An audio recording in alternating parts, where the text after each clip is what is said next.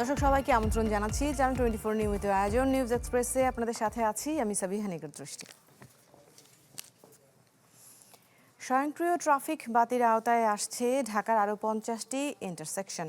December নাগাদ চালু হতে যাওয়া এসব সিগন্যাল হবে অত্যাধুনিক প্রযুক্তির। অবশ্য বিশেষজ্ঞরা বলছেন পুরোপুরি সুফল পেতে হলে সড়কে নিয়ন্ত্রণ করতে হবে ফিটনেসবিহীন গাড়ির। সাদবিন শফিকের রিপোর্ট।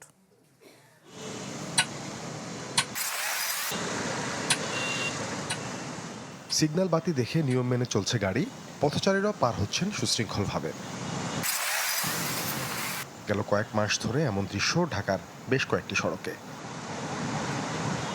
গেল বছরের মাঝামাঝি থেকে ঢাকার 13টি পয়েন্টে বসানো হয় সেমি অটোমেটেড ট্রাফিক সিগন্যাল। বুয়েটের তত্ত্বাবধানে নির্মিত এসব সিগন্যালের কয়েকটিতে পরীক্ষামূলকভাবে সংযোজন করা হয় কৃত্রিম বুদ্ধিমত্তা বা এআই ক্যামেরা। একটা ভয় কাজ করে যে গেলে হয়তো এআইয়ের মামলা হয়ে যেতে পারে। সতর্ক থাকার জন্য বর্তমানে এই সিস্টেমটা দরকার আছে। এটা সরকারের খুব ভালো একটা উদ্যোগ। এখন আর তেমন একটা ভোগান্তি হয় না, সিঙ্গেল বাই সিঙ্গেল যাইতে পারতেছি। এই তালিকায় এবার যুক্ত হচ্ছে 2 সিটি কর্পোরেশনের আরও 50টি ইন্টারসেকশন। যোগাযোগ বিশেষজ্ঞরা বলছেন এবারের সিগন্যাল বাতিগুলো হবে আরও উন্নত প্রযুক্তির, যার কাজ শেষ হবে আগামী ডিসেম্বরের মধ্যে। এখন যেটা বসাচ্ছে এটা ফুললি অটোমেটেড, এটা অপারেটর আর লাগবে না। এটা ডিমান্ড রেসপন্সিভ এবং একই সাথে যিনি ট্রাফিক পুলিশ আছেন রাস্তায় তিনি চাইলে তার হাতে ট্যাপ থাকবে, সে পরিবর্তন করে দিতে পারবে। একটা প্রি কনসিভ আইডিয়া থেকে লোকজনকে বের করে নিয়ে এসে একটা ডিসিপ্লিনের পর্যায়ে পৌঁছানো, এটা কিন্তু ওভার দ্য নাইট সম্ভব না। এখন দেখবেন যে আমরা একটা ব্যাপারে সন্তুষ্ট যে সাধারণ লোকজন এটাকে সাধুবাদ জানিয়েছে, এটার বিপক্ষে কেউ না। তবে এআই ক্যামেরাযুক্ত সিগন্যালিং নিয়ে সংশ্লিষ্টদের অভিজ্ঞতা মিশ্র। বিশেষজ্ঞরা বলছেন সড়কে ফিটনেসবিহীন ও নিয়ম বহির্ভূত যানবাহন নিয়ন্ত্রণ করতে না পারলে মিলবে না কাঙ্ক্ষিত সুফল। যেখানেই আপনার ধরেন যত্রতত্র মানুষের পারাপার কিংবা মনে করেন ওই যে রিক্সা, মানে রিক্সা ব্যাটারি চালিত রিক্সা চলে, এখানে আপনি ওই সিগন্যালিং সিস্টেমটা সেভাবে কার্যকর করতে পারতেছেন না। কৌশলী হয়েই কাজটা করতে হবে, কেন সংখ্যাতাত্ত্বিকভাবেও এই অবৈধ যানবাহন, লক্কর চক্কর যানবাহনের সংখ্যা অনেক বেশি। এটাকে রাতারাতি সরাতে পারবেন না যেমন সত্য, কিন্তু শুরুটা তো শুরু করতে হবে।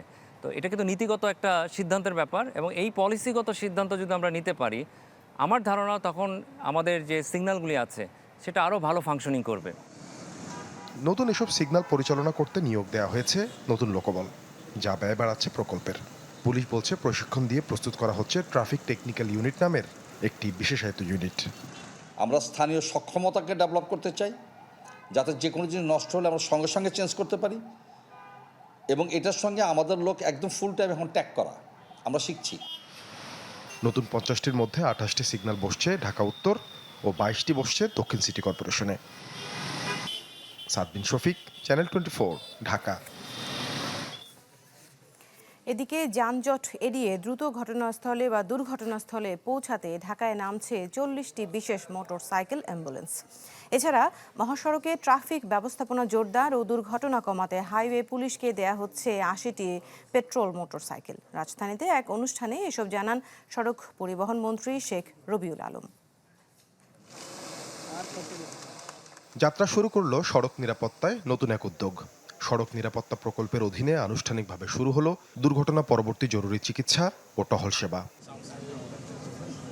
দ্রুত চিকিৎসা নিশ্চিতে জয়দেবপুর, হাটিকুমরুল, বগুড়া, রংপুর, হাটিকুমরুল, নাটোর, রাজশাহী এবং জয়দেবপুর, ময়মনসিংহ এই 500 কিলোমিটার জাতীয় মহাসড়কে থাকবে 60টি basic life support ambulance. 10 kilometre পর পর রাখা হবে একটি করে, যেটি দুর্ঘটনার পর আহতদের দ্রুত উদ্ধার করে পৌঁছে দেবে কাছের হাসপাতালে। যানজট এড়িয়ে দ্রুত দুর্ঘটনাস্থলে পৌঁছাতে ঢাকা মহানগরে থাকবে 40টি বিশেষ মোটরসাইকেল অ্যাম্বুলেন্স। মহাসড়কে ট্রাফিক ব্যবস্থাপনা জোরদার করতে হাইওয়ে পুলিশকে দেওয়া হয়েছে 80টি পেট্রোল মোটরসাইকেল। তীব্র যানজটে মোটরসাইকেল অ্যাম্বুলেন্স সার্ভিসটি দ্রুততম সময়ে ফার্স্ট এইড নিয়ে পৌঁছাতে পারবে।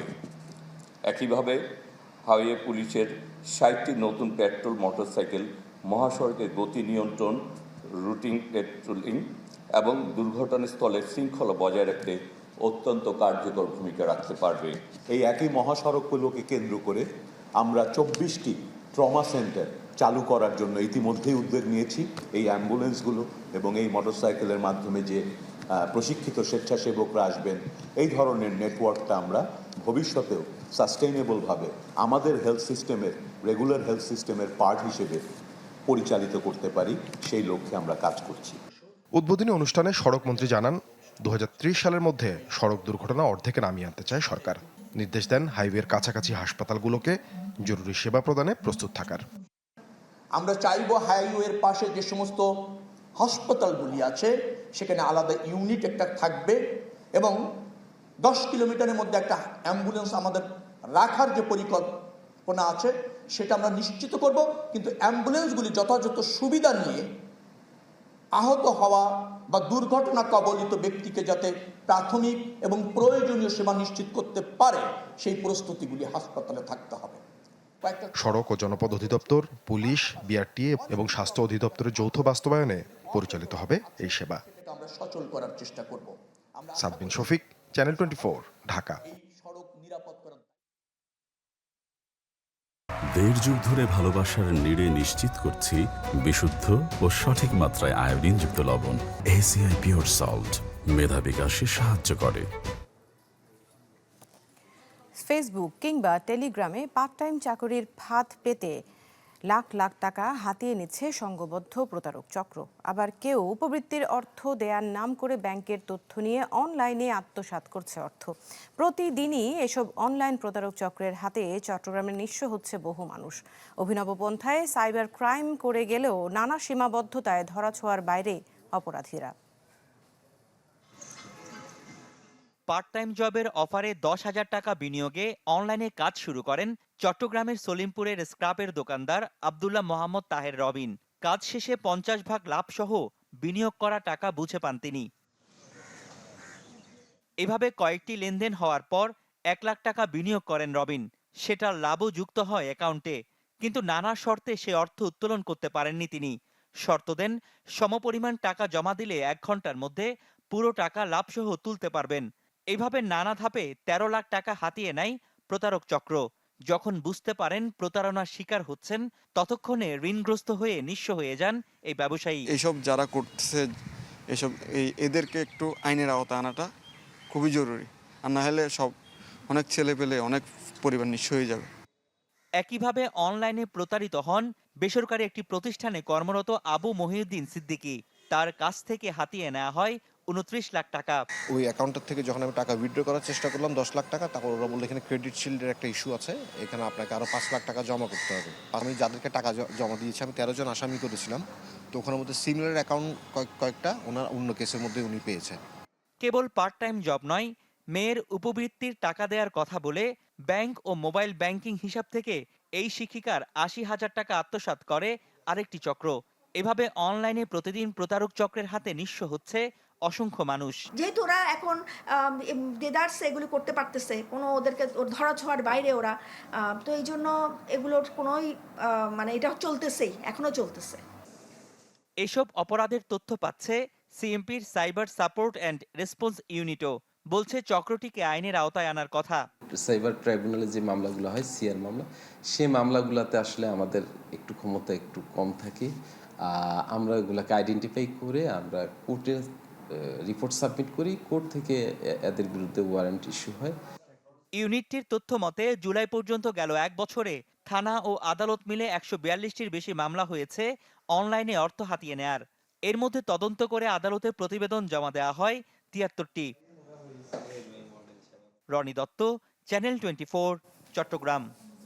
আগামী 5 সেপ্টেম্বর রাজধানী শাপলা চত্বর থেকে সকাল 7টায় চট্টগ্রামের উদ্দেশ্যে লং মার্চ শুরু করবে 11 দলীয় ঐক্য। মিন্টো রোডে লং মার্চের বিষয়ে পুলিশ আইজিপির সাথে সাক্ষাৎ শেষে একথা জানিয়েছেন জামায়াত ইসলামের সেক্রেটারি জেনারেল মিয়া গোলাম পরওয়ার। জানান, লং মার্চে প্রশাসনের পক্ষ থেকে আন্তরিক সহযোগিতার আশ্বাস দিয়েছেন আইজিপি। বলেন, জনগণকে নিয়ে আয়োজিত লং মার্চ সফল করবে জোট। গণভোটের গণরায় বাস্তবায়ন সহ নানা দাবিতে এই লং মার্চ হবে বলে জানান মিয়া গোলাম পরওয়ার। আমদানি নির্ভরতা কমাতে না পারলে জ্বালানি নিরাপত্তা নিশ্চিত হবে না। কমাতে হবে বিদেশি কোম্পানির ওপর নির্ভরশীলতা। রাজধানীতে জ্বালানি নিরাপত্তা নিয়ে আয়োজিত এক সেমিনারে এমন মত দেন বক্তারা। সেমিনারে বাংলাদেশ এনার্জি রেগুলেটরি কমিশনের সদস্য ডক্টর সৈয়দা সুলতানা রাজিয়া বলেন, পারমাণবিক বিদ্যুতের জন্য গ্রিড সমন্বয় ও নিরাপদ করা এখন বড় চ্যালেঞ্জ। এটা ঠিকঠাক করতে পারলে এই বিদ্যুৎ যখন গ্রিডে যাবে তখন আর বিভ্রাটের সমস্যা থাকবে না। জানান, সরকার সৌরশক্তির উপর জোর দিচ্ছে। পাকিস্তানের উদাহরণ টেনে বলেন, কেউ বাড়ির ছাদের সৌর বিদ্যুৎ গ্রিডে দিলে বাড়ির বিদ্যুৎ বিল তো দিতেই হচ্ছে না, উল্টো বিক্রি বাবদ আয় করছেন।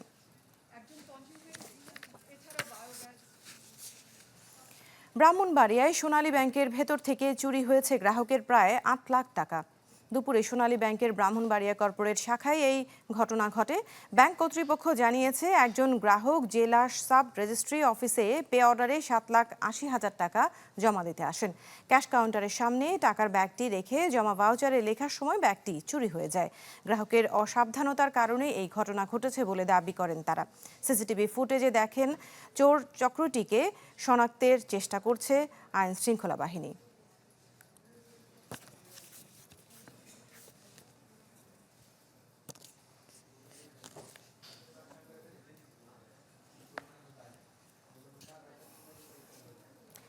গাজীপুরের শ্রীপুরে জৈনা বাজারে বকেয়া বেতনের দাবিতে ঢাকা ময়মনসিংহ মহাসড়ক অবরোধ করেছে, বিক্ষোভ করেছে শ্রমিকরা।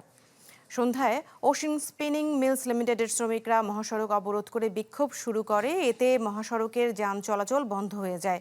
দুই পাশে সৃষ্টি হয় তীব্র যানজট। বিক্ষোভকারীরা জানান, গত জুলাই মাসের বকেয়া বেতন পরিশোধের আশ্বাস দিয়েও পরিশোধ করেনি কর্তৃপক্ষ। খবর পেয়ে ঘটনাস্থলে পৌঁছায় আইন শৃঙ্খলা বাহিনী। পরে প্রশাসন ও কারখানা কর্তৃপক্ষের আশ্বাসে অবরোধ তুলে নেন কারখানা শ্রমিকরা।